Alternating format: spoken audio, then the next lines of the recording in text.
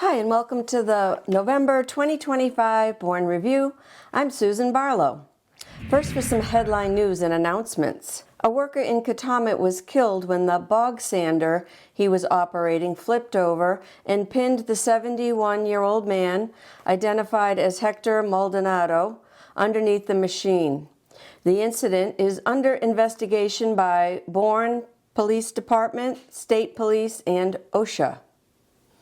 During the November 13th Planning Board meeting, 2 housing developments were approved. At 223 Main Street, the Bay Motor Inn will be replaced by a 2-building complex with space for a first-floor restaurant. Previously, the now restaurant space was designated as retail space. The development will have 88 condominium units on Main Street. Also approved at the November 13th meeting was a single building at 829 Scenic Highway. Approval for this development was delayed because the adjacent land is the ancestral burial ground for the Wampanoag tribe, known as Burying Hill. Developer Steve Cahian decided to donate over half the proposed site to the Wampanoag tribe, donating 1.1 acres and a 100-foot easement to ensure that the burial grounds remained undisturbed. There were also environmental concerns at the site. The development was scaled down from 5 buildings to just 1 that will have 5 housing units and a first-floor retail space. The Affordable Housing Trust and the Bourne Housing Partnership are considering demolishing the old police station on Main Street at Harrison Avenue and using the location for affordable housing. Back in February, the Select Board, Planning Board, and Conservation Commission voted to offer the property to the Housing Partnership and Housing Trust for the construction of affordable housing. The offer was good for 6 months, and if the groups declined, the town would put the old police station up for auction. The offer was renewed for another 6 months, and we will see what happens there next. Habitat for Humanity is building a new home at 26 Horn Avenue in Bourne.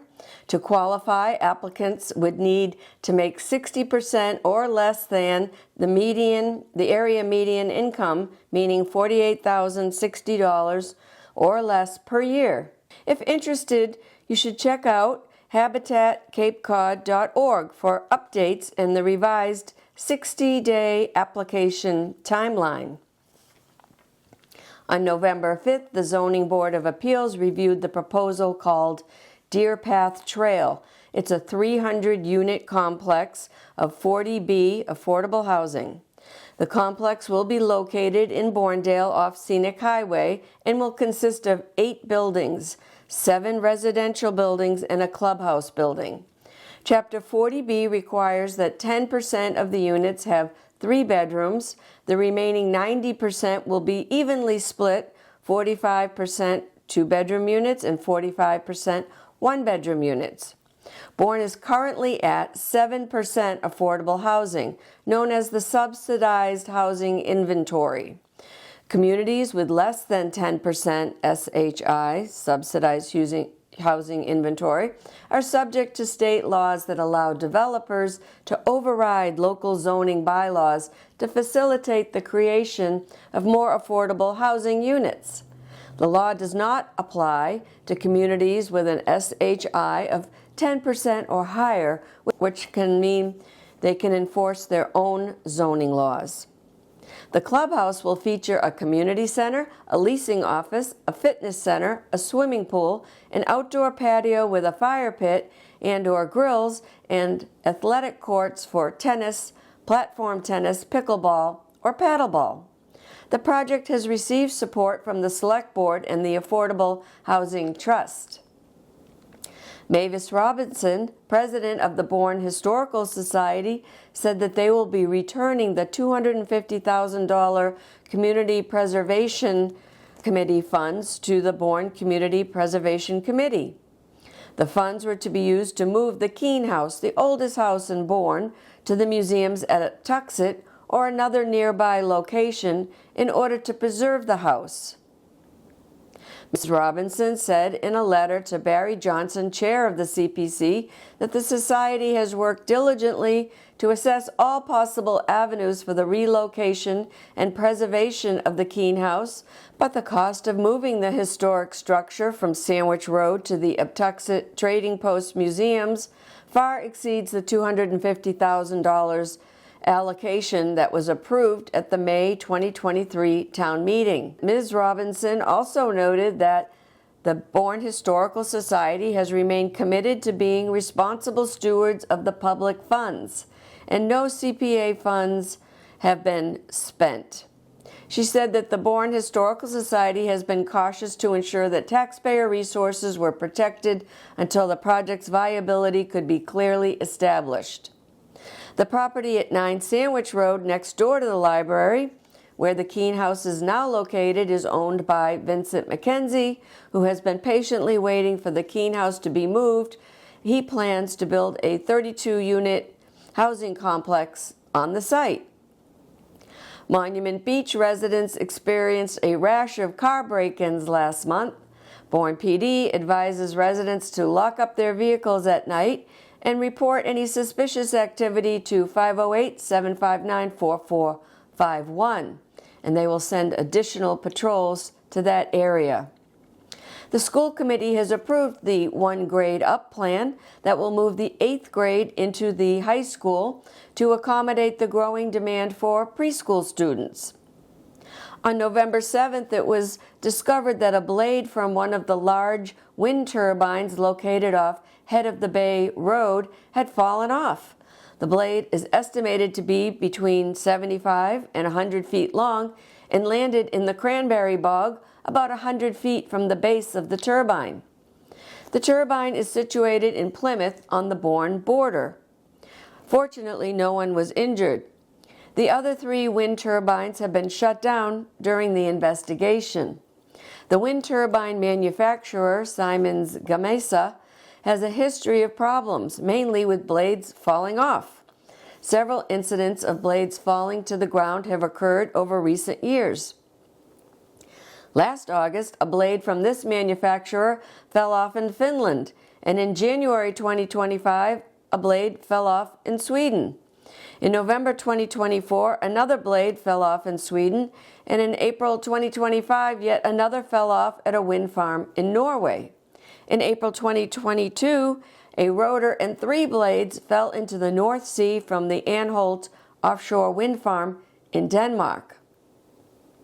Mass DOT will hold a public hearing to discuss the Cape Cod Canal Bridges Replacement Program's Draft Environmental Impact Statement, DEIS, recently filed in accordance with the National Environmental Policy Act, NEPA. The hearing will be held on Tuesday, December 16th at 6 p.m. in the Admirals Hall at Massachusetts Maritime Academy in Buzzards Bay. More information will be available at the meeting, and they will accept public comments. Scenic Highway is undergoing significant safety improvements, says Mass DOT, including a project to install a raised median to separate eastbound and westbound traffic. The project will also add shoulders, shared use paths for pedestrians and cyclists, and improve drainage. The concrete median will separate traffic on the 1.5-mile stretch between Nightingale Road and Edge Hill Road in Bourne. The project will include a 10-foot wide shared use path, geometric and cross-slope improvements, drainage upgrades, and the addition of shoulders. These upgrades are a response to a 2014 road safety audit that identified high crash rates, high speeds, and a lack of shoulders on the highway. The project is being funded through the 2026 Transportation Improvement Program for the Cape Cod Metropolitan Planning Organization. Now for our top story. Awarding the last marijuana dispensary host community agreement has come under scrutiny, with one of the applicants crying foul and threatening legal action. At the November 2023 special town meeting, voters approved removing the ban on marijuana dispensaries in town. In October of 2024, the Select Board awarded 2 of the 3 available HCAs to the then 6 applicants. The winners are Cape Way Cannabis, owned by the Huff family, to be located at 120 MacArthur Boulevard, the site of the former Atlantic Car Wash, and Chief Cannabis, owned by Edward Dow and Michael Allen, to be located at in Sagamore Beach at the site of the old Friendly's restaurant at 10 Canal Street. The third HCA is to be awarded to a social equity candidate. On September 11, 2025, the Bourne Select Board awarded Bourne Cannabis, LLC, this last remaining host community agreement. Bourne Cannabis, LLC is owned by Michael Kinahan, Jenish Patel, and business associate and Bourne resident Stephen Strojny to open a marijuana dispensary located at the other end of MacArthur Boulevard near the Otis Rotary at 694 MacArthur Boulevard. NLM, doing business as Cape Cod Dispensary, is owned by Stephen and Nicole McCarthy. Their proposed location was to be at 304 Main Street in Buzzards Bay. The McCarthys of NLM Cape Cod Dispensary added some business partners to increase their expertise in marijuana dispensary business and to have a social equity team member in hopes of securing that last HCA. Atlantic Medicinal Partners has dispensaries in Fitchburg, Salem, Brockton, and Christopher Vining is a qualified social equity candidate under the Cannabis Control Commission's guidelines. The scoring of the candidates by Select Board members has come under fire with the threat of a lawsuit by this NLM Cape Cod dispensary. The board is holding off on awarding that last HCA and is trying to decide if they should start the process over from scratch or form a marijuana screening committee or to try and fix the issue from their current situation. Select Board member Jean Azarovitz made a motion not to authorize the town administrator, Marlene McCullum, to execute the HCA with Bourne Cannabis. Similarly, the motion passed 3-2 with Meyer and Mastrangelo voting against. This means that HCA negotiations with Bourne Cannabis have been paused, but it does not formally restart the entire application process. Select Board member Mary Jane Mastrangelo said, "I think where this leaves us is with no conclusion and a future agenda item on whether we're going to terminate or make a decision." Here's what's happening downtown. Homeless for the Holidays founder and organizer Craig Poirier and his team of fundraisers were out on Main Street collecting money in the boots for the Give a Gobble turkey drive on November 8th and 9th. And then, at the Mezzaluna, Craig Poirier once again hosted the Homeless for the Holidays kickoff party on November 20th.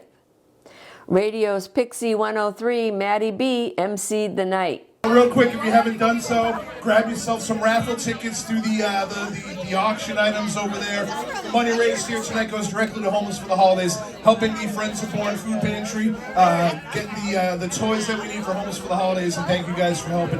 Shattered is coming up in just a little bit, folks, so get yourself ready for that. And a big round of applause for the Mezzaluna, EJ and his staff, taking care of us with this amazing meal. So thank you guys for coming out. Shattered coming up in just a little bit.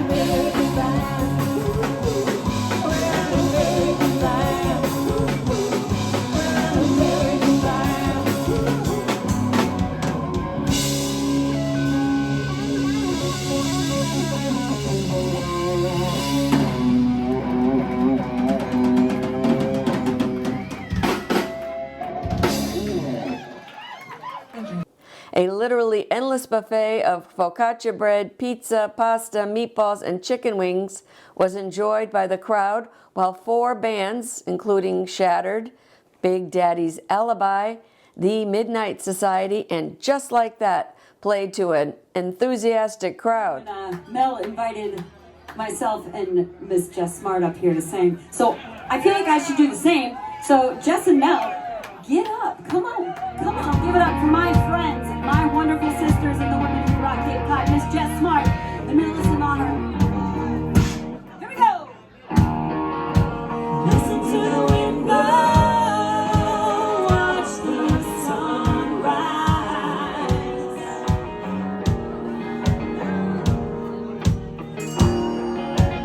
Running in the shadows, and you loved and you lied. You guys ready? Let's sing it together. Here we go. And if you don't love me now, you will never love me again. I can still hear you say you will never break the chain. You don't love me now, you don't love me now, never love me again. I can still hear you say you will never break the chain, never break the chain. We got a chain.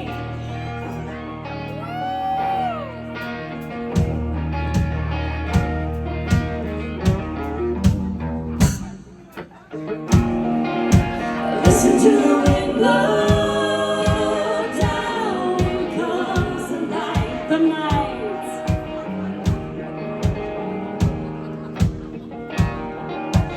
Running in the shadows, and we loved and we lied, the night.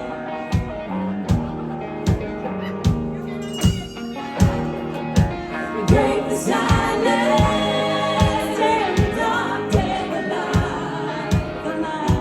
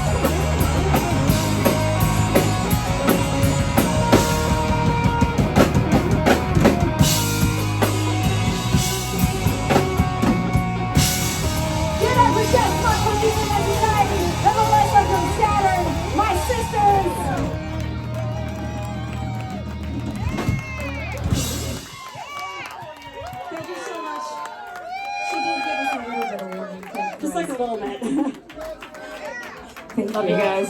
Attendees donated a new unwrapped toy. Money was raised through a 50-50 raffle and bag raffles. The actual Homeless for the Holidays event is from December 3rd to the 7th, from 8 a.m. to 8 p.m. in front of the Bay Motor Inn located at 223 Main Street. So stop by with a toy, a food donation, or a monetary donation to help everyone have a happy holiday. Founder and organizer Craig Poirier, a former Bourne firefighter, started Homeless for the Holidays and has grown to fire departments all across the Cape. The Polar Express train leaves Buzzards Bay Park and heads to the North Pole. Tickets can be purchased online at capetrain.com. Some residents on Taylor's Point complain about the noise and noxious diesel fumes from the train engine, which invade their homes and cause stress, headaches, and sleeplessness. In an effort to mitigate these issues, the Cape Cod Central Railroad now runs 2 generators rather than having the locomotive idle overnight. Unfortunately, the generators need fuel and are also noisy running through the night. The holiday lights are going up at the Bourne Community Building out on Main Street.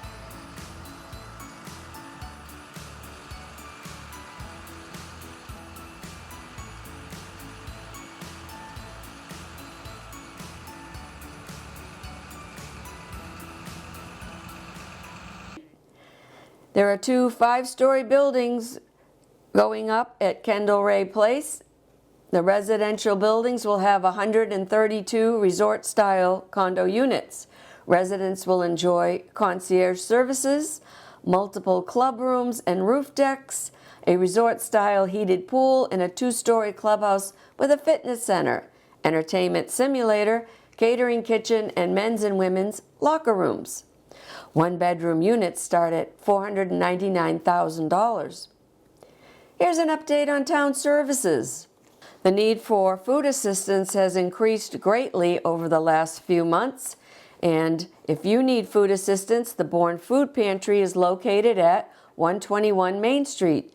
The food pantry is open for pantry shopping on the first Monday of each month from 4 to 6 p.m. and every Tuesday from 9 a.m. to 1 p.m. You can call the food pantry at 508-759-3351 to schedule your appointment. It is open to receive donations Monday through Thursday from 9 a.m. to 3 p.m. And you can call them with any questions, 508-759-3351. There are also drop boxes for donations of shelf-stable products at Market Basket, the Jonathan Bourne Public Library, the Bourne Veterans Memorial Community Building, and the Buzzards Bay Ocean State Job Lot. The Bourne Library has created the Little Free Pantry located at the back door of the library with the motto, "Take what you need, give what you can." There's no registration, no questions, just friends and neighbors looking out for each other. Shelf-stable donations only, please. And it's open during regular library hours, Monday 9 through 6, Tuesday through Thursday 9 to 8, and Friday and Saturdays 9 to 5, closed on Sundays. The Recreation Department is hosting an open house on December 9th at 5:15 p.m. to get public input on the first look at the unveiling of the upgraded Jason Comoletti basketball court and all-wheel skate park. The meeting will be in Room 1 of the Bourne Community Building located at 239 Main Street. Here's what's happening at the library. The Iptuxet Garden Club collaborated with the library for the annual event to create Thanksgiving centerpieces. Also, the silent auction is underway at the library featuring over 120 items, many of them handcrafted. Come in and make a bid. The bidding will close at 7 p.m. on December 5th, which is also the date of Christmas in Old Bourne Village celebration. From 4 to 7 p.m. on the 5th, the library will hold the annual Beautiful Book Sale in case you need a beautiful book as a Christmas gift or just for yourself. At 4:30, singer and guitarist Matt York will entertain with some Christmas classics. Once again, a mini showcase of the Nutcracker Suite will be performed by the New England Ballet Theatre Company with 2 performances, one at 5:30 and again at 6:30. At 6 p.m., the library will hold the annual tree lighting ceremony out front. Across the street at the Briggs McDermott House, the Uptuxet Garden Club will hold its annual Greens and Bake Sale with wreaths, swags, centerpieces, decorated boxwood trees, and a variety of baked goods will be available for purchase from 2 p.m. to 6 p.m. on Friday and from 11 a.m. to 1 p.m. the next day on Saturday. Next door to the library, the Bourne United Methodist Church has its amazing cookie walk from 5 p.m. to 7 p.m. And don't forget, inside the Briggs McDermott House, it will be fully decorated for the season and it's open to the public, so be sure to stop in and warm up and see this beautiful home.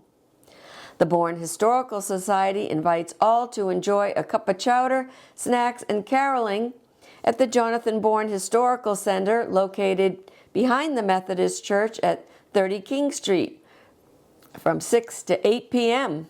The Bourne Council on Aging held a Friendsgiving lunch, a turkey dinner with all the fixings prepared by Chef Jean Lanahan. Located in the Bourne Community Center, Friends of the Bourne Council on Aging and Friends of the Food Pantry held a psychic fair on November 15th. All proceeds from the event benefited the food pantry.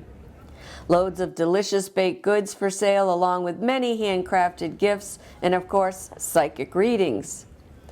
Please donate to the Giving Tree that collects donations specifically for teenagers. The last day to donate to this popular fundraiser is December 6th, so stop by the Bourne Community Center. On December 5th at 1 p.m., the Connection Cafe, a welcoming place for people with Alzheimer's or dementia-related disease and their care partners, will have a wreath-making event. The COA hosts a National Grid Customer Assistance event on December 11th from 10 a.m. to 2 p.m. On December 16th at 1 p.m., there's the LGBTQ holiday meetup at the Bourne Community Center. Lunch will be provided and entertainment is by Gay Perkowski.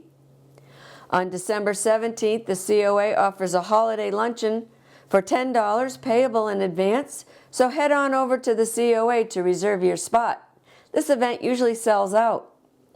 If you are a veteran spouse or surviving spouse, come to the COA for networking, coffee, tea, and conversation on the second Tuesday of the month at 1 p.m. The first meeting will be on December 9th. Please register by calling 508-759-0600, extension 5300.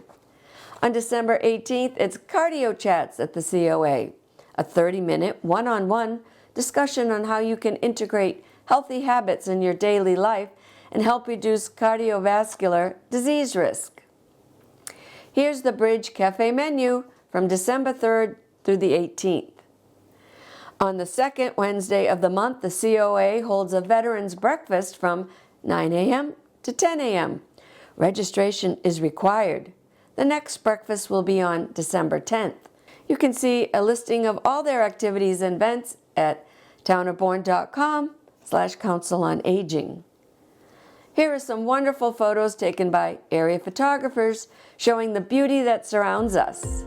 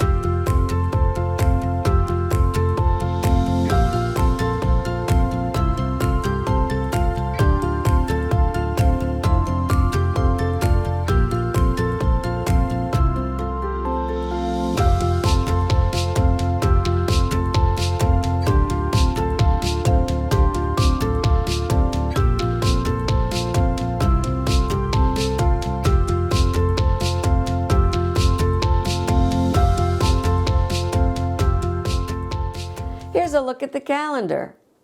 The 4th Annual Candy Cane Craft Fair at Mass Maritime Academy Gym will be held on Saturday, December 6th from 9 a.m. to 3 p.m. On December 13th, if you are a fisherman or if you need a gift for one, Stone Path Malt Brewery is hosting the annual fishing show before Christmas from noon to 7 p.m. The brewery is located at 11 Kendrick Road in Wareham. It's the road across from the entrance to Wareham Crossing. Sunday, December 7th, Falmouth hosts the Falmouth Christmas Parade on Main Street beginning at noon. The Bourne Historical Society will have its annual winter solstice celebration at Uptuxet on December 21st. There will be a lantern walk. You can grab a lantern and enjoy a serene walk around the lighted path, taking in the beauty of the Uptuxet grounds during this quiet time of year. A fireside gathering and storytelling, and warm up around the fire as we share stories and honor the ancient human tradition of gathering together on the solstice. Delicious seasonal treats and a variety of homemade soups and hot cider will be available. Stay for the House of Hope and Regret at the evening's close. Well, thanks so much for watching this episode of the Bourne Review, and I'll see you next time.